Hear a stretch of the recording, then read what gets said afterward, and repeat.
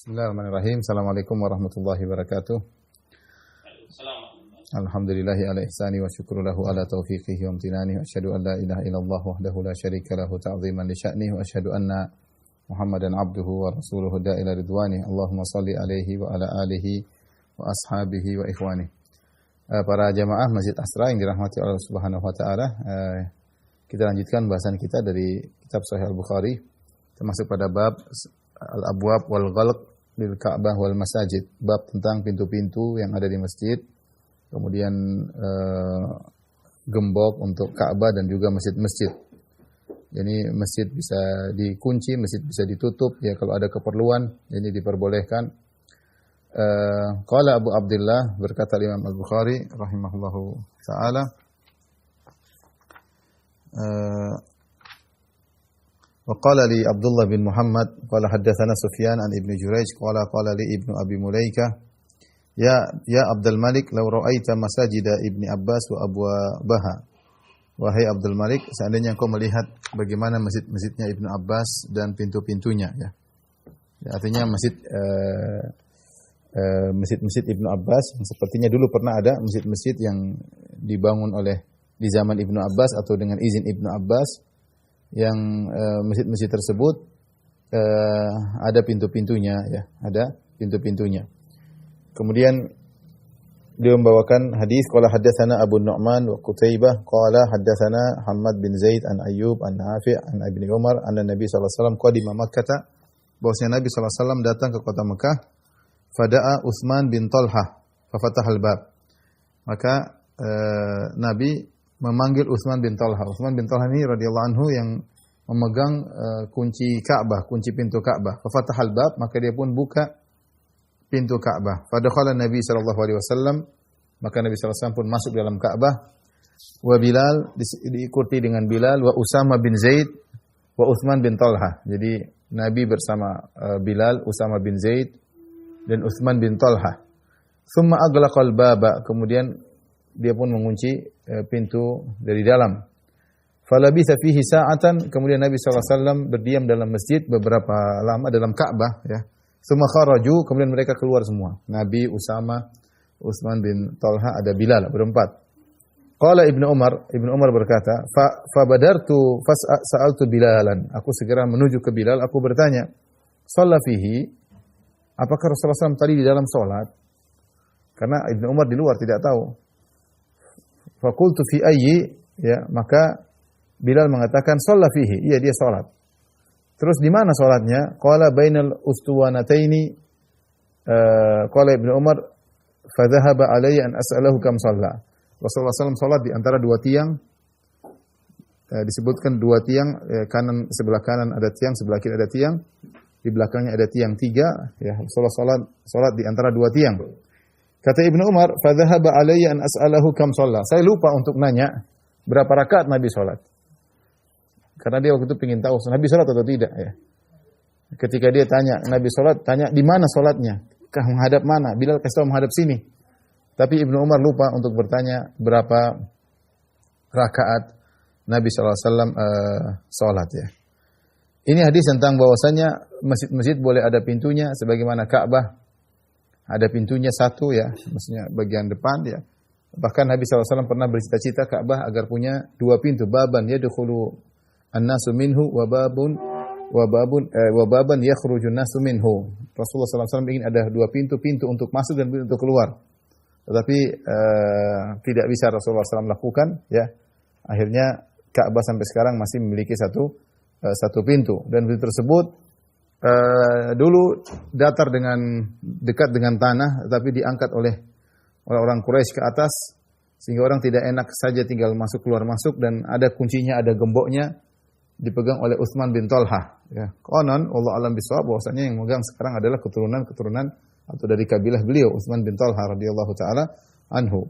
Jadi tidak jadi masalah kalau masjid ada pintunya, ada gemboknya, dibuka kalau ada perlunya, ditutup kalau ada perlunya. Ini semua demi kemaslahatan. Kemudian ini juga dalil bahwasanya Nabi SAW salat dalam Ka'bah. Para ulama sepakat bahwasanya salat yang dilakukan oleh Nabi adalah salat sunnah, bukan salat fardu. Adapun salat fardu dalam Ka'bah maka ada khilaf di kalangan para ulama. Kenapa khilaf? Karena Allah mengatakan fawalli wajhaka syatral masjidil haram. Kalau kau salat maka arahkan wajahmu ke Masjidil Haram atau arahkan wajahmu ke Ka'bah. Sementara kalau orang dalam Ka'bah dia tidak menghadap Ka'bah tapi dalam Ka'bah. Sehingga kalau untuk salat sunnah tidak jadi masalah. Adapun salat fardu maka ada khilaf. Boleh atau tidak seperti salat dalam Ka'bah, salat di atas Ka'bah, termasuk salat di hijr yang orang bilang hijr Ismail ya. Salat situ kan banyak orang berebut salat ya. Kalau salat sunnah maka dianjurkan. Salat sunnah dianjurkan. Ini dalil bahwasanya dianjurkan seorang salat dalam Ka'bah kalau bisa, kalau enggak cukup salat di hijr. Di hijr sudah pernah kita gambarkan di hijr yang bulatan itu, setengah bulatan antara antara Ka'bah dan hijr disunahkan salat di situ. Sebagaimana dalam hadis Aisyah radhiyallahu taala anha ingin salat di situ ya. Kata Aisyah, "Kuntu uhibbu an adkhula al-bait fa usalli fihi." Aku ingin masuk dalam Ka'bah dan salat dalam Ka'bah. Fa akhadha Rasulullah sallallahu alaihi wasallam biyadi, maka Rasulullah SAW pegang tanganku, fa adkhalani fil hijr. Rasulullah masukkan aku ke hijr. Rasulullah berkata, "Shalli fil hijr ya.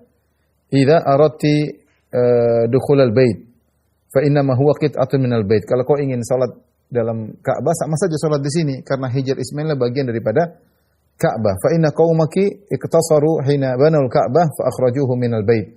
Sungguhnya kaummu dulu orang Quraisy tidak mampu untuk bangun Ka'bah karena mereka tidak punya uang sehingga bagian hijr ini keluar dari Ka'bah. Ini sudah sering disampaikan tapi tidak harus saya sampaikan lagi. Jadi perhatikan Ka'bah ya.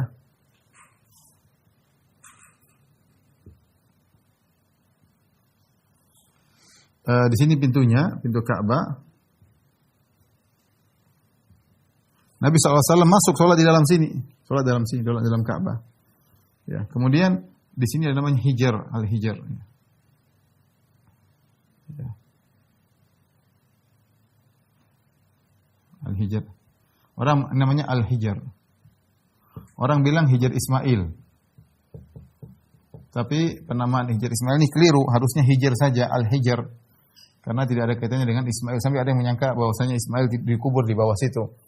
Nah, ini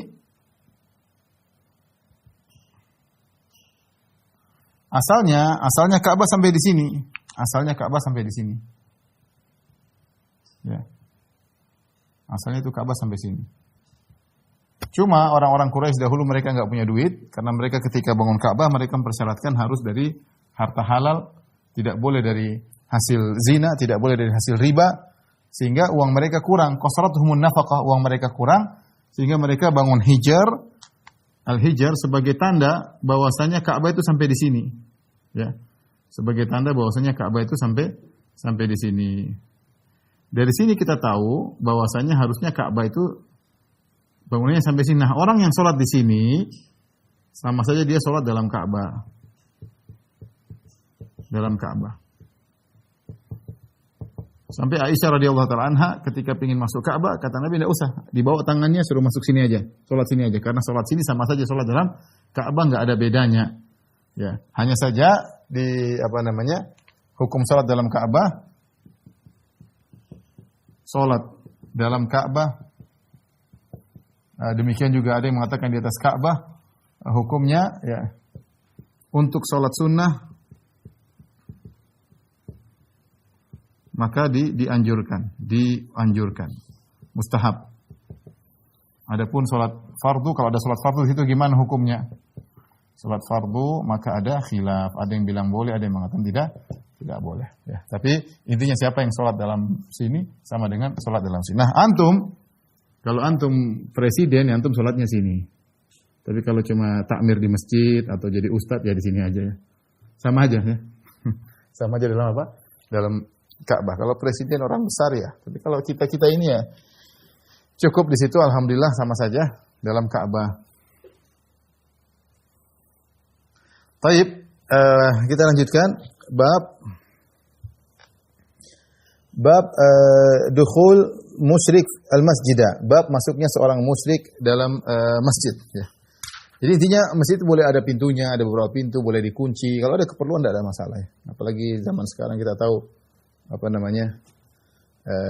terkadang ada yang mencuri, ya, sebagian orang tidak punya iman ya, atau iman yang sangat kurang ya, mencuri alat-alat dalam masjid ya, kadang-kadang kotak celengan dicuri juga ya. Jadi kalian tidak mengapa dikunci dan dijaga. Berikutnya tentang hukum masuknya seorang musyrik dalam masjid. Al-Imam Al-Bukhari berkata, qala haddatsana Qutaibah qala haddatsana Laitsu an Sa'id bin Abi Sa'id ya. Annahu sami'a Abu Hurairah yaqul, bahwasanya Abu Hurairah radhiyallahu anhu berkata, ba'atha Rasulullah sallallahu alaihi wasallam khailan qibala Najdin. Ini sudah berlalu. Diulang lagi oleh Imam Bukhari bahwasanya Rasulullah SAW mengutus pasukan berkuda ke arah Najd. Najd itu ke arah timur dari kota Madinah, ke arah timurnya, ke arah Riyadh. Faja'at bi rajulin min Bani Hanifah, dan kemudian ternyata pasukan tersebut menangkap seorang dari Bani Hanifah sebagaimana kita jelaskan pada pertemuan lalu. Yuqalu lahu Sumamah bin Utsal, namanya Sumamah bin Utsal. Farabatuhu bisariyatin min sawaril masjid, maka mereka pun mengikat beliau di salah satu tiang di tiang-tiang masjid. Oleh karenanya Imam Bukhari di antara fikihnya, dia sering memotong-motong hadis dan dia ulang-ulang sehingga dia mengambil istimbat dari hadis ini, ada hukum fikih yang diambil. Ya, makanya dikatakan fiqhul Bukhari fi tabwibihi. Imam Bukhari itu fikihnya nampak dari judul-judul bab-babnya, ya. Dan oleh karenanya disebutkan bahwasanya hadis dalam Sahih Bukhari sekitar 7 ribuan dengan pengulangan. Kalau tambah pengulangan kira-kira 4 ribuan. Tambah pengulangan kira-kira 4 ribuan. Hadis ini sudah berlalu pada pertemuan lalu tentang seorang musyrik masuk dalam masjid dan diikat oleh para sahabat. Ini dalil bahwasanya orang musyrik boleh masuk masjid kalau ada keperluan. Adapun firman Allah Subhanahu wa taala, ya ayyuhalladzina amanu innamal musyrikuuna najasun fala yaqrabul masjidil haram ba'da amim hadza, wahai orang beriman, sungguhnya orang musyrik itu najis. Maksudnya bukan najis badannya tapi najis akidahnya. Ya, karena orang musyrik tidak najis secara badannya. Oleh karenanya lelaki muslim boleh menikah dengan wanita kitabiyah, wanita ahlul kitab, baik Nasrani maupun Yahudi. Kalau zatnya badannya najis, tentu kita tidak boleh berhubungan dengan mereka kalau sudah terjadi pernikahan. Dan ternyata boleh tidur bareng, boleh berhubungan, boleh digauli, ya, punya anak dari mereka. Ini hukumnya boleh, laki muslim menikah dengan wanita Nasrani atau wanita Yahudiyah. Ini menunjukkan bahwasanya orang musyrikin najis akidahnya, bukan badannya. Seandainya kalau orang musyrik najis, Sumamah bin Utsal najis, maka tidak mungkin najis dibiarkan dalam masjid. Buktinya Nabi malah mengikat, para sahabat malah mengikat dia dalam masjid dan biarkan dalam masjid selama 3 hari. Berarti menunjukkan dia tidak najis secara zatnya tetapi akidahnya. Jadi firman Allah Subhanahu wa taala, innamal musyrikuuna najasun fala yaqrabul masjidil haram. Sesungguhnya orang musyrik itu najis, maksudnya najis akidahnya. Oleh karenanya boleh orang musyrik masuk dalam masjid. Tentunya ada khilaf dengan para ulama. Ada yang tidak boleh sama sekali, ada yang mengatakan boleh secara mutlak, ada yang mengatakan dengan terperinci. Intinya kalau ada perlu dan tidak ada penghinaan terhadap masjid, maka tidak apa masuk masjid. Tidak apa masuk masjid, ya. Seperti orang kafir masuk masjid untuk melihat masjid, ingin tahu. Orang kafir masuk masjid untuk melihat kegiatan ibadah kaum muslimin, ya. Ini boleh, ya. Ini boleh. Ingin lihat bagaimana masjid. Kadang sebagian mereka foto-foto untuk memberitahukan kepada mungkin kalau pulang ke negeri mereka, inilah tempat ibadah orang Islam seperti ini. Intinya kalau ada maslahat tidak jadi masalah. Atau orang kafir masuk masjid untuk perbaiki masjid, perbaiki tiang-tiang, untuk ngecat, untuk apa, boleh. Tidak jadi masalah karena memang diperbolehkan dan dicontohkan di zaman Nabi sallallahu alaihi wasallam, ya. Di sebagian tempat di luar negeri seperti yang saya tahu, seperti di Oman ada Masjid Sultan Qaboos, kemudian juga di di beberapa tempat di Oman, kemudian Masjid Sultan Qaboos, kemudian di Qatar Masjid Syekh Muhammad bin Abdul Wahab, kemudian masjid besar, masjid utama mereka. Kemudian juga seperti di Abu Dhabi, ya, ada masjid Syekh siapa saya lupa, masjid gede. Saking indahnya sampai orang kafir sering ke situ. Orang kafir sampai ke situ seperti jadi wisata, tapi mereka dipakaikan jilbab, kalau mau masuk boleh dipakaikan jilbab atau masuk sehingga mereka lihat ornamen-ornamennya, ya. Wallah alam, ya. Kalau hukum asalnya memang meskipun itu boleh, tapi hendaknya masjid tidak sampai jadi sesuatu yang dihinakan. Artinya kalau ada wanita kafir mau masuk masjid pun harus disuruh pakai jilbab, pakai yang rapi. Dan di situ disediakan, saya lihat di sebagian itu disediakan jilbab sehingga mereka masuk disuruh pakai jilbab, baru kemudian ada guide-nya mengantar menjelaskan tentang masjid itu fungsinya apa dan macam-macamnya. Dan itu mudah-mudahan ada faedahnya. Seperti juga waktu kejadian baru-baru di ada penembakan di mana? Selandia Baru ya. Orang Islam ditembakin di dalam masjid ketika sebelum sholat Jumat. Setelah itu banyak orang-orang kafir yang ingin tahu tentang Islam. Teman-teman di Australia cerita, di Sydney, ya, di Melbourne, mereka cerita bahwasanya mereka buka kelas di masjid, mungkin dikasih kursi-kursi, orang-orang Nasara pada datang ingin tahu. Maka mereka jelaskan tentang Islam, karena mereka pada penasaran kenapa ada orang jengkel, orang di tempat ibadah kok dibunuhin. Jadi mereka tidak terfikir untuk nengok tentang Islam, mereka nggak tahu sama sekali. Padahal kalau mau cari informasi tentang Islam sangat banyak. Tapi mereka namanya hidayah, mereka tidak ngeklik Masjid Astra misalnya, enggak, ya mereka gitu aja hidup dalam kehidupan, tidak kenal masjid, tidak kenal Islam sama sekali, sehingga ketika mereka ingin tahu Islam, mereka datang ke markas-markas Islam, ke masjid-masjid Islam. Teman-teman waktu itu kasih kabar sama saya, mereka banyak orang kafir datang dan mereka ingin tahu, diberikan di tempat duduk, kemudian mereka duduk, dijelaskan tentang apa Islam dalam masjid. Ini contoh orang kafir masuk masjid ada kemaslahatan. Jadi intinya boleh, tapi bukan dalam rangka menghina masjid, bukan dalam rangka untuk menandakan Islam. Kalau ada maslahat, tidak jadi masalah seperti dalam hadis ini. Makanya ini juga bantahan kepada kelompok Islam Jamaah yang mudah mengepel-ngepel kalau ada orang Islam masuk masjid. Orang masuk masjid dipel-pel ya, dipel-pel. Mereka mungkin wallahu alam apa mereka meyakini bahwasanya kita ini kafir, atau sebagian mereka mengatakan ini tidak tahu cara bersuci. Tidak tahu cara bersuci, sehingga kalau masuk masjid harus dipel. Dan itu dilakukan oleh mereka. Saya nggak tahu sekarang apakah sudah ada perubahan fikih, karena kondisi yang membuat mereka sulit untuk mempertahankan fikih seperti itu. Tapi kalau dulu iya, karena ada sebagian keluarga dari sebagian keluarga yang seperti itu. Jadi memang dipel, dilap, lewat dipel. Sampai di antara mereka bilang kalau ada temannya di depan rumah mereka terkadang ada keran, kalau pulang dari mana dilap, sebagian kata teman saya yang Islam Jamaah dulu cerita, sampai sebagian anak kita Ustaz kalau dia main, kita ragu-ragu, kita jeburin dalam bak keluar. Jadi biar maksudnya khawatir dia bawa najis.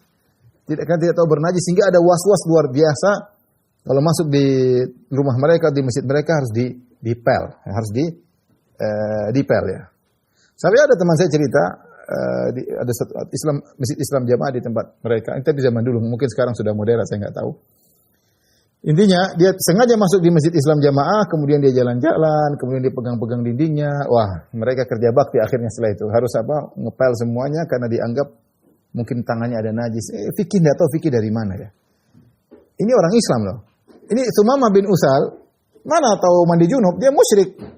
Enggak tahu mandi junub, enggak tahu bersihin najis, tapi diikat. Dan tidak ada Rasulullah suruh pel-pel, suruh lap-lap, enggak ada. Ya, kalau sudah ada namanya kejahilan repot ya. Makanya ketika tidak belajar dengan guru yang jelas, akhirnya punya fikih sendiri yang aneh-aneh seperti tadi. Wallahu a'lam bishawab. Kita lanjutkan bab raf'us saut, babun raf'us sauti fil masajid atau babu raf'is sauti fil masajid. Al-Imam Al-Bukhari berkata, qala haddatsana Ali bin Abdullah qala haddatsana Yahya bin Sa'id qala haddatsana Al-Ju'aid bin Abdurrahman qala haddatsani Yazid bin Khusaifah an Sa'ib bin Yazid qala kuntu qa'iman fil masjid fa hasabani rajulun. Suatu hari aku berdiri di masjid, tiba-tiba ada orang melemparku dengan kerikil, yaitu melempar ringan, maksudnya manggil. Dalam sebagian riwayat yang lain disebut kuntu na'iman, aku sedang tidur di masjid atau ada yang ngelemparin aku dengan kerikil. Seorang melempar aku dengan kerikil. Fa nadhartu fa idza Umar bin Khattab. Aku lihat siapa yang lempar, ternyata Umar bin Khattab, yaitu dipanggil. Aku datang, kenapa? Idhab fa'ti bihadaini. Kata Umar, panggil dua orang situ. Ada dua orang ngomong-ngomong keras, bawa sini. Ini di zaman kekhilafahan Umar bin Khattab radhiyallahu anhu. Kata Umar, fa'ti bihima, datangkan mereka berdua ke sini. Faji'tuhu bihima, aku pun mendatangkan dua orang tersebut kepada Umar. Umar kemudian bertanya, "Man antuma?" Siapa kalian berdua ini di Masjid Nabawi? "Au min aina antuma?" Atau Umar berkata, "Dari mana kalian berdua?" Qala min ahli Taif, kami dari penduduk kota Taif. Artinya orang musafir. bukan penduduk setempat, bukan penduduk kota Madinah, berarti kan jauh dari Mekah, Taif, jadi jauh, jadi orang musafir. Qala, ternyata Umar panggil mereka berdua, ini ada masalah. Tapi Umar sebelum memberi hukuman, Umar tanya dulu. Siapa tahu orang tersebut jahil dalam melakukan kesalahan. Kesalahan mereka apa? Mereka angkat suara keras di Masjid Nabawi. Tidak sopan. Di Masjid Nabawi tidak boleh seorang angkat keras, apalagi situ ada Nabi SAW ya. Ketika masih hidup tidak boleh angkat suara, demikian juga ketika meninggal tidak boleh kita angkat suara kecuali ada keperluan. Maka Umar menegur, kata Umar bin Khattab, "Lau kuntuma min ahlil balad", seandainya kalian berdua dari kota Madinah, la auja'tukuma, tentu aku akan menghukum kalian berdua. Kenapa? Tarfa'ani aswatakuma fi masjid Rasulillah sallallahu alaihi wasallam. Kalian berdua mengangkat suara di masjid Rasulullah. Ya. Dan Allah mengatakan, "Ya ayyuhalladzina amanu la tarfa'u aswatakum fawqa sautin nabi." Orang beriman jangan angkat suara kalian di hadapan di atas suara Nabi. Wala tajharulah, jangan kalian keraskan suara kalian di hadapan Nabi sallallahu alaihi wasallam. Mereka menghormati Nabi sallallahu alaihi wasallam. Nabi sallallahu alaihi wasallam jasadnya masih ada di situ, ya, tidak dimakan oleh tanah. Mereka tidak suka kalau ada orang angkat suara di Masjid Nabawi. Masjid tarfa'ani aswatakuma. Kalian berani angkat dua suara kalian, angkat suara kalian fi Masjid Rasulullah sallallahu alaihi wasallam? Jangan. Tapi Umar tidak memberi hukuman, kenapa? Karena mereka orang jauh, tidak ngerti ada peraturan di Masjid Nabawi. Makanya Umar sebelum beri hukum, Umar tanya dulu, "Min aina antum?" Dari mana kalian? Kata mereka, "Min ahli Taif." Kalau gitu enggak jadi dihukum. "Lau kuntum min ahlil balad la auja'tukuma." Kalau seandainya kalian dari penduduk kota Madinah, kalian sengaja seperti itu, aku akan menghukum kalian berdua. Ini dalil bahwasanya tidak boleh angkat suara di Masjid Rasulullah SAW. Dan secara umum, masjid secara umum kita harus beradab. Tidak boleh kita angkat suara kecuali ada keperluan. Ya. Kemudian Al-Imam Al-Bukhari membawakan hadis berikutnya yang menunjukkan bolehnya angkat suara dalam masjid. Bolehnya angkat suara dalam masjid. Dia berkata,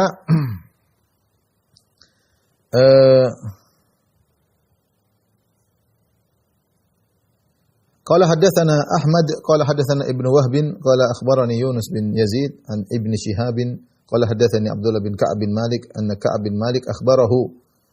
Dari Ka'ab bin Malik radhiyallahu anhu, beliau mengabarkan annahu taqadha Ibnu Abi Hadrat dainan lahu.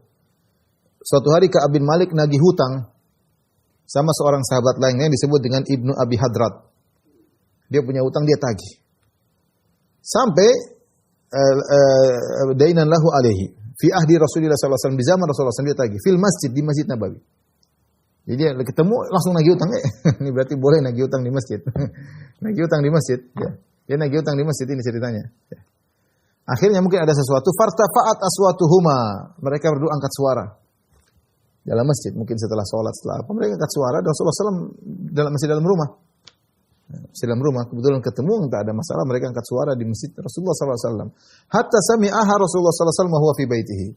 Sampai ternyata Nabi mendengar suara mereka berdua, sementara Nabi dalam rumah. Ini dalil bahwasanya mereka angkat suara dalam masjid Rasulullah SAW. Tapi kan ada sesuatu permasalahan, ada keperluan, mungkin karena perdebatan masalah hutang. Fa kharaja ilaihima Rasulullah sallallahu alaihi wasallam hatta kashafa sijfa hujratihi. Maka Rasulullah SAW pun keluar sampai Rasulullah SAW buka tirai rumahnya. Wa nada, kemudian Rasulullah SAW juga angkat suara. Rasulullah SAW angkat suara. Ini Rasulullah SAW masih hidup tentunya. Angkat suara dan Rasulullah SAW di situ. Rasulullah SAW juga angkat suara. Rasulullah berkata, "Ya Ka'ab." Rasulullah panggil, berarti Rasulullah angkat suara. "Ya Ka'ab bin Malik, ya Ka'ab, wahai Ka'ab bin Malik, wahai Ka'ab." Qala labbaik ya Rasulullah. Ketika dipanggil dia lagi debat sama Ibnu Abi Hadrat, ya. Ibnu Abi Hadrat, maka dia pun balik, dia mengatakan, "Labbaik ya Rasulullah, aku penuhi panggilan ya Rasulullah." Fa asyara bi yadihi, Rasulullah kasih isyarat sama tangan, entah begini, entah bagaimana, intinya an da'i syatra min dainik. Jadi Rasulullah kasih isyarat, maknanya sudah jangan tagih seluruhnya, tagih separuh aja. Maafkan setengahnya. Rasulullah tapi tidak ngomong, Rasulullah pakai isyarat, tapi Ka'ab bin Malik paham, maksudnya potong setengahnya. Ka'ab bin Malik langsung mengatakan, "Qad fa'altu ya Rasulullah." Ya. Kalau Rasulullah SAW, "Kum faqdihi." Kata Ka'ab bin Malik, "Ya Rasulullah, saya menjalankan wasiatmu, saya gugurkan setengah utangku padanya." Rasulullah SAW berkata, "Kum faqdihi." Kalau gitu bayar itu setengahnya. Ya. Maka ini dalil bahwasanya boleh angkat suara kalau ada keperluan, seperti manggil seorang, di antaranya seperti tadi ternyata ada apa namanya, ada keperluan. Ya.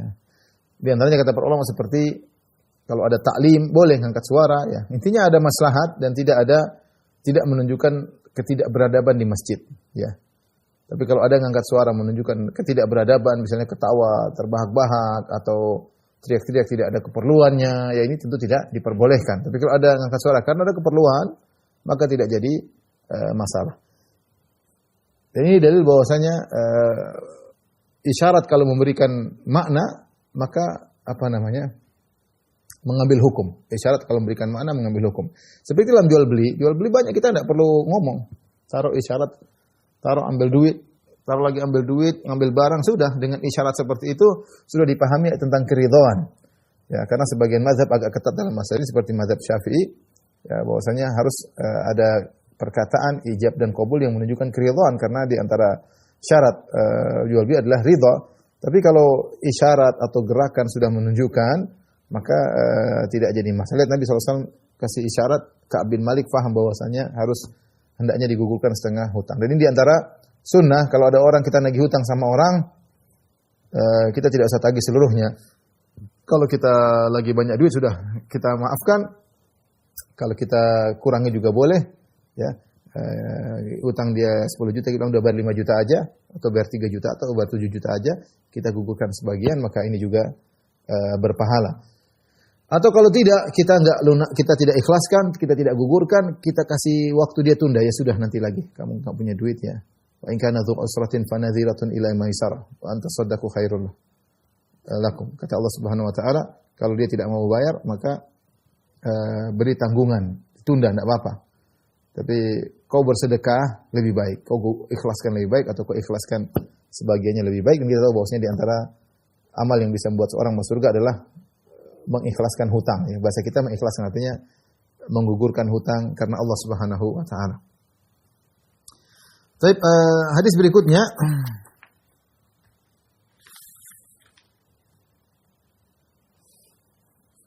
Syekh Utsaimin rahimahullahu taala ketika membahas tentang hadis ini, dia mengatakan perkataan labbaik, kami penuhi panggilanmu, ini bukan hanya diucapkan ketika hajian saja ya. Ini bahasa Arab menunjukkan tawadhu. Kalau dipanggil labbaik artinya ya. Kalau bahasa Jawa mungkin dalam ya, sangat lembut, labbaik ya. Kalau biasanya bilang sama orang tua, sama mungkin majikan, sama bos, labbaik ya. Makanya itulah yang digunakan dalam talbiyah, labbaik Allahumma labbaik. Jadi labbaik itu adalah makna seorang mengatakan iya tapi dengan semangat, bukan dengan kejengkelan. Maksudnya iya tapi dengan semangat untuk memenuhi panggilan. Itu dalam bahasa Arab diungkapkan dengan labbaik. Selain menunjukkan tawadhu, perendahan, dan juga menunjukkan semangat, maka digunakan kata labbaik. Kalau biasa na'am. Tapi kalau labbaik itu maknanya. Makanya ketika seorang haji atau labbaik Allahumma labbaik la syarika lak labbaik, dia menggunakan kata labbaik menunjukkan dia, aku penuhi panggilanmu ya Allah, aku penuhi panggilanmu, tapi dia mengucapkan dengan semangat. Artinya melakukan ibadah tersebut dengan semangat karena dia bertalbiyah. Makanya Ka'ab bin Malik ketika dipanggil, ya Ka'ab, dia mengatakan labbaik. Yaitu iya tapi dengan semangat untuk mendengar titah atau perintah atau wejangan dari Rasulullah sallallahu alaihi wasallam. Jadi talbiyah bukan cuma untuk masalah ihram saja ya. Dan Nabi sallallahu alaihi wasallam ya sendiri mengucapkan labbaik di antaranya ketika melihat suatu perkara yang menakjubkan Nabi. Nabi mengatakan labbaik innal aishul akhirah ya. Ini faedah yang disampaikan oleh Syekh Utsaimin dalam banyak bukunya, dalam Syarah Bukhari dia sebutkan, dalam Syarah Riyadhus Shalihin dia sebutkan. Sepertinya dia ulang-ulang faedah ini. Padahal saya tahu hadis ini, setahu saya berkaitan dengan ketika Nabi sallallahu alaihi wasallam sedang menggali parit di Khandaq. Ketika ada sekitar 10.000 pasukan akan menyerang kota Madinah, maka Nabi menggali parit di Khandaq dalam perang dengan para sahabat. Ketika itu musim dingin, musim kelaparan, mereka tidak punya makanan, ya. Kemudian tubuh Nabi penuh dengan tanah, para sahabat juga penuh dengan tanah, sampai Nabi mengingatkan batu di perutnya karena kelaparan. Dalam kondisi demikian Nabi mengatakan labbaik innal aishul akhirah. Ya Allah, sungguhnya kehidupan yang sungguhnya kehidupan apa? Akhirat. Ya. Maka Syekh Utsaimin mengatakan, kita mengucapkan hal ini untuk ingat akhirat. Seorang dalam kondisi susah, sebagaimana Nabi dia ucapkan hal tersebut. Mungkin lagi susah, lagi sulit, lagi ini. Bilang, labbaik la aisha illa aishal akhirah. Ya Allah, sungguhnya tidak ada kehidupan yang sungguh kecuali akhirat. Kehidupan yang sulit ini hanya sebentar, cuma di dunia. Ini cuma di dunia. Ya, maka sabar. Demikian juga kata Syekh Utsaimin rahimahullah, kalau Anda melihat perkara yang menakjubkan, lagi lihat orang punya mobil mewah, lagi lihat orang punya rumah mewah, lagi lihat orang punya HP mewah misalnya, lagi lihat ibu-ibu mungkin lihat ibu-ibu yang lain punya baju yang mewah, ibu lihat ibu-ibu yang lain punya tas yang mewah, ucapkan ini. Labbaik la aisha illa aishal akhirah. Ya Allah, aku penuhi panggilanmu ya Allah. Tidak ada kehidupan yang sunyi kehidupan akhirat. Ini tas mewah, mobil mewah, ini sebentar. Sebentar. Kehidupan sunyi kehidupan apa? Akhirat. Dengan ucapan ini labbaik Allahumma labbaik la aisha illa aishal akhirah, buat kita tenteram. Kalau kita susah kita ucapkan, kita sadar hidup cuma sementara. Kalau kita lihat orang kemewahan, kita jadi tidak hasad kepada mereka, kita tahu kita hasad pada perkara yang akan kita tinggalkan. Ya. Ini seorang sering lupa, maka tidak mengapa diingatkan dirinya dengan mengatakan labbaik innal aisha aishul akhirah. Kehidupan sesungguhnya adalah kehidupan akhirat. Ya, sebagaimana Nabi ketika menggali khandak parit dalam kondisi sulit, Nabi mengatakan labbaik Allahumma la aisha illa aishal akhirah farhamil ansara wal muhajirah. Bab berikutnya, babu al-hilaq wal julusi fil masjid. Bab berhalaqah-halaqah dan duduk di masjid. Boleh enggak berhalaqah-halaqah dan boleh enggak duduk di masjid? Boleh duduk berhalaqah, lingkaran-lingkaran, boleh ya. Duduk sendiri-sendiri juga boleh ya. Jadi boleh duduk di masjid. Imam Bukhari berkata qala haddatsana Musaddad. Imam Bukhari rahimahullah berkata qala haddatsana Musaddad qala haddatsana Bishr bin Mufaddal an Ubaidillah an Nafi' an Ibni Umar qala sa'ala rajulun an-nabiy sallallahu alaihi wasallam huwa 'alal mimbar. Ada seorang lelaki bertanya kepada Nabi sallallahu alaihi wasallam dan Nabi sedang di atas mimbar. Laki tersebut berkata, "Ma tara fi salatil lail?" Bagaimana menurut engkau tentang salat malam wahai Rasulullah? Rasulullah SAW berkata, "Masna, salat malam itu 2 rakaat. Fa idza khashiya ahadukum subha." Jika salah seorang dari kalian takut azan subuh, shalla wahidatan fa awtarat lahu ma shalla, maka salatlah 1 rakaat sebagai witir penutup dari salat yang telah lalu sebelumnya. Wa innahu kana yaqul, dan Rasulullah juga berkata, ij'alu akhir salatikum bil laili witran fa inna Nabi sallallahu alaihi wasallam amara bihi. Jadikanlah salat malam kalian penghujungnya adalah salat witir. Karena Nabi sallallahu alaihi wasallam merintahkan untuk menjadikan salat penutup salat malam adalah salat witir. Apa sih pendalilan sini? Babnya tentang bab berhalaqah-halaqah.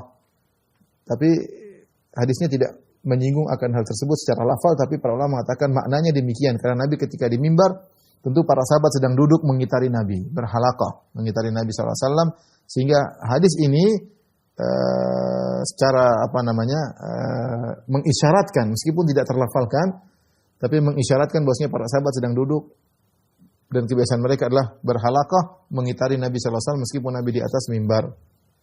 Dalam riwayat yang lain dari Ibnu Umar radhiyallahu taala anhuma anna rajulan ja'a ila Nabi sallallahu alaihi wasallam wa huwa yakhthub. Ada seorang datang kepada Nabi sallallahu alaihi wasallam dalam kondisi Rasulullah sedang berkhutbah. Qala kaifa salatul lail? Wahai Rasulullah, bagaimana salat malam?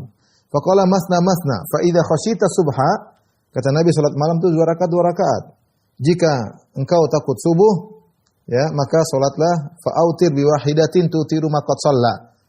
Berwitirlah 1 rakaat sebagai penutup apa yang telah kau ma qad shallaita, yang telah kau salat sebelumnya. Ini dalil di luar daripada pembahasan berhalaqah di masjid. Intinya salat witir diusahakan menjadi salat penutup, ya. Tapi boleh seorang kalau sudah salat witir kemudian dia bangun dia ingin salat, silakan 2 rakaat, tapi jangan witir 2 kali. Dan 2 rakaat cukup witir sekali, ya. Tapi kalau dia mampu menjadikan witir yang terakhir itu yang terbaik. Fa inna Rasulullah sallallahu amara bihi. Rasulullah sallallahu merintahkan untuk menjadikan salat witir sebagai penutup. Nah, kalau kita sudah salat malam 2 rakaat, ternyata 5 menit lagi azan subuh, ya sudah, witir 1 rakaat. Sebagai penutup, tutiru sebagai witir salat terakhir dari apa yang telah lalu. 1 rakaat, karena kita khawatir kita salat azan subuh. Bahkan sebagian ulama, seperti saya pernah dengar langsung dari Syekh Abdul Karim Al-Khudair, salah seorang anggota Lajnah Daimah di Arab Saudi, dia berkata, kalau ada seorang salat, dia salat Dia niat 3 rakaat. Kemudian dia tahu sebentar lagi azan atau kemudian dia sudah mulai mendengar suara azan, maka dia 1 rakaat saja. Dia rubah niat enggak apa-apa. Jadi 3 menjadi 1 ya, agar dia selesai salat witir sebelum azan subuh. Qala al-Walid ibn Katsir, qala haddatsani Ubaidullah bin Abdullah anna Ibnu Umar haddatsahum, bahwasanya Ibnu Umar meriwayatkan kepada mereka anna rajulan nada an-nabiy sallallahu alaihi wasallam wa huwa fil masjid. Bahwasanya seorang laki memanggil Nabi dan Nabi sedang di masjid. Hadis berikutnya qala haddatsana Abdullah bin Yusuf qala akhbarana Malik an Ishaq bin Abdullah bin Abi Talha anna Aba Murrah Maula Aqil bin Abi Talib akhbarahu an Abi Waqid Al-Laitsi qala, dari Abu Waqid Al-Laitsi radhiyallahu anhu beliau berkata, bainama Rasulullah SAW fil masjid, ketika Rasulullah SAW sedang di masjid, ini duduk, Rasulullah SAW duduk di masjid, fa aqbala thalathatu nafarin, tiba-tiba datang 3 orang masuk ke masjid. Fa aqbala ithnani ila Rasulullah sallallahu alaihi wasallam wa dhahaba wahid, yang 2 masuk, yang 1 pulang. Fa amma ahaduhuma fara'a furjatan fajalasa. Adapun yang 1 dia lihat ada celah, dia pun masuk, dia duduk celah tersebut. Wa amal akhar fajalasa khalfahum, yang 1 duduk di belakang, dia tidak masuk. Ada rongga, longgar tapi dia tidak masuk, dia tetap di belakang. Falamma faragha Rasulullah sallam, tatkala Rasulullah sallam selesai dari ceramahnya, Rasulullah berkata, "Ala ukhbirukum anis thalatha." Maka aku kabarkan kepada kalian tentang 3 orang yang tadi masuk belakangan.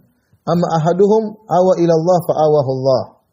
Adapun salah satunya, maka dia bernaung kepada Allah, maka Allah pun menaunginya. Siapa? Itu orang yang maju ke depan, masuk di furjah, masuk di kerenggangan. Ini dalil bahwasanya seorang kalau menuntut ilmu berusaha dekat dengan sumber ilmu, jangan jauh-jauh. Ya, sebagian orang hobinya nyandar di belakang. Ya, kalau bisa sandarannya dimajuin, maju ke depan. Tapi intinya sunnahnya di dekat ya. Karena orang ini ketika dia datang, dia lihat renggang, dia masuk, dia duduk di bagian renggang tersebut. Dan kata Nabi sallallahu alaihi wasallam, amma ahdum awa ila Allah fa awahu Allah. Yang 1 yang pertama ini dia ingin bernaung kepada Allah, maka Allah pun menaunginya. Wa amal akhar fastahya Allahu minhu. Adapun satunya dia malu-malu ke depan, dia di belakang. Maka dia malu dan Allah pun malu kepada dia. Wa amal akharu fa arada Allah anhu. Adapun yang satunya dia tidak masuk, dia pulang, dia berpaling dari Allah, Allah pun berpaling dari dia. Ya, Allah pun berpaling dari dia. Ya, ini dalil bahwasanya tentang duduk di masjid. Ya. Duduk di masjid boleh duduk dengar pengajian. Ya. Kalau ada orang datang kemudian duduk. Dan hadis ini dijadikan dalil oleh jumhur ulama bahwasanya salat tahiyatul masjid tidak wajib. Salat tahiyatul masjid tidak wajib. Kenapa orang ini datang? Dia langsung masuk. Tidak disebutkan dia salat tahiyatul masjid dulu. Dia datang di majelis langsung dia duduk. Dia datang di masjid langsung dia duduk. Ya. Ini menunjukkan salat tahiyatul masjid tidak wajib. Ini pendapat jumhur ulama. Bahkan sebenarnya mengatakan ijma' salat tahiyatul masjid tidak wajib, hanya sunnah muakkadah, sunnah yang ditekankan namun tidak sampai pada derajat wajib. Dalil yang lain seperti Rasulullah melihat ada orang masuk ke masjid kemudian dia langkahkan kaki. Takhatu ala riqabin nas, dia langkah kaki di atas pundak orang, kata Rasulullah SAW, ijlis faqad adait, duduk kau sudah mengganggu orang. Rasulullah tidak suruh salat tahiyatul masjid, Rasulullah suruh duduk langsung. Berarti boleh ya. Demikian juga kisah Ka'ab bin Malik ketika dikabarkan dia diterima taubatnya oleh Allah Subhanahu wa taala, maka dia datang ke Masjid Nabawi dan dia masuk dan dia ketemu orang dan tidak disebutkan dia salat tahiyatul masjid terlebih dahulu. Wallahu alam bisawab. Salat tahiyatul masjid salat yang ditekankan tapi tidak sampai pada derajat wajib, hanya sunnah ya, sunnah yang sangat ditekankan. Tapi bab berikutnya, bisa ada waktu, bab al-istilqa fil masjid ya. Al-istilqa fil masjid yaitu berbaring di belakang begini ya, sambil menjulurkan kaki, namanya istilqa ya. Boleh enggak begitu di masjid? Jawabannya boleh. Al-Imam Al-Bukhari berkata qala haddatsana Abdullah bin Maslamah an Malik an Ibn Shihab an Abbad bin Tamim an ammihi annahu ra'a Rasulullah sallallahu alaihi wasallam mustalqiyan fil masjid wadi'an ihda rijlaihi 'ala al-ukhra. Aku melihat Nabi sallallahu alaihi wasallam di masjid berbaring di atas pundaknya, ya. Kemudian meletakkan kaki kanannya, salah satu kakinya di atas yang lainnya. Jadi kakinya diletakkan, entah begini, kiri di atas kanan atau kanan di atas kiri. Biasa kita baring gini sambil kakinya begini biasa. Ya. Wan Ibnu Shihab, dan dari Ibnu Shihab dan Sa'id ibn Musayyib, demikian dari Sa'id ibn Musayyib seorang tabi'in, dia berkata, "Kana Umar wa Utsman yaf'alani dzalik." Umar dan Utsman juga melakukan demikian. Jadi boleh seorang berebah di masjid sambil kakinya diletakkan di atas salah satunya. Ini dalil bolehnya akan hal tersebut. Datang sebagian riwayat yang melarang seorang meletakkan kaki di atas yang lainnya. Namun dijelaskan para ulama bisa jadi dilarang karena takut aurat terbuka atau ada kondisi duduk tertentu atau hukumnya makruh, tapi Nabi melakukannya dan Umar dan Utsman melakukannya, jadi tidak mengapa. Bahkan terkadang dengan meletakkan kaki di atas satunya orang pakai sarung lebih menutup. Kalau dibuka mungkin bisa kelihatan, dia meletakkan boleh menutup. Dan juga Syekh Utsaimin rahimah mengambil dalil dari ini bahwasanya boleh seorang duduk misalnya kemudian dia menjulurkan kedua kakinya ke arah kiblat karena tidak ada yang melarang. Tidak ada yang melarang. Kecuali depannya ada Al-Qur'an, itu menunjukkan secara urf penghinaan. Tapi kalau di depan tidak ada Al-Qur'an, sekedar menjulurkan kaki letih, menjulurkan kaki, tidak jadi masalah. Ada yang mengatakan tidak boleh itu menghina kiblat. Tidak ada masalah. Enggak ada masalah, boleh menjulurkan kaki. Dan sebagaimana para ulama mengatakan, fuqaha mengatakan kalau orang sakit, dia boleh sholat dengan begitu caranya. Jadi menghadap kiblat, kakinya dijulurkan, menurut dia sulit untuk duduk, kakinya dijulurkan, dan dia sholat. Meskipun kakinya dijulurkan kiblat, tidak jadi masalah. Sama dengan kalau seorang sholat dalam kondisi duduk, dia nggak mampu, ya, disandarkan di tempat tidur, maka dia menghadap kiblat, kakinya dijulurkan, dihadap kiblat, tidak jadi masalah.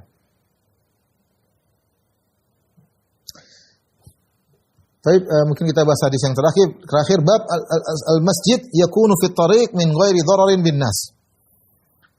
Mengambil tempat masjid di jalan tapi tidak memberi mudarat kepada orang lewat, ya. Maksudnya bagaimana? Wa bihi qala al-Hasan wa Ayyub wa Malik. Ini pendapat Hasan dan Ayyub dan Malik bahwasanya tidak mengapa kita bikin masjid di area jalan selama tidak menghalangi orang. Jalannya luas. Kita ada masjid agak menjorok ke jalan tapi tidak mengganggu orang, tidak jadi masalah. Apalagi cuma di pinggir jalan. Tidak mengambil jalan orang banyak, tidak jadi masalah. Al-Imam Bukhari berkata, qala haddatsana Yahya bin Bukair, qala haddatsana Laits an Uqail an Ibn Shihab, qala akhbarani Urwah bin Zubair an Aisyah zaujan Nabi sallallahu alaihi wasallam qalat. Dari Aisyah radhiyallahu taala anha, ummul mukminin istri Nabi sallallahu alaihi wasallam, beliau berkata, lam aqil abawaya illa wa huma yadinani dina. Tidaklah aku memahami kecuali kedua orang tuaku sudah beragama Islam. Walam yamur alaina, jadi Abu Bakar masuk Islam sejak awal, demikian juga ibunya Aisyah itu Ummu Ruman juga masuk Islam sejak awal. Jadi Aisyah mengatakan saya tidak paham kecuali saya sudah dapati kedua orang tuaku dalam kondisi Islam. Walam yamur alaina yaumun illa ya'tina fihi Rasulullah sallallahu alaihi wasallam tarafain nahar bukratan wa ashiya. Dan tidak ada satu hari pun lewat, seingat saya sejak kecil, tidak ada satu hari pun lewat kecuali Rasulullah SAW pasti datang ke rumah. Entah siang, entah sore, ya, entah pagi, entah siang, entah sore, Rasulullah pasti datang, ya, di rumah. Dan ini menunjukkan kedekatan Nabi SAW dengan Abu Bakar. Setiap hari Nabi mampir ke Abu Bakar radhiyallahu taala anhu. Ya. Padahal dalam hadis dikatakan zur ghibban tazdad hubban, kunjungilah sesekali akan menambah kasih sayang. Ya, tapi kalau ada keperluan seperti Nabi dengan Abu Bakar tiap hari, Rasulullah ketemu dengan Abu Bakar. Kata Aisyah tidak ada satu hari lewat pun kecuali Nabi pasti mampir. Ada urusan dakwah, ada urusan macam-macam.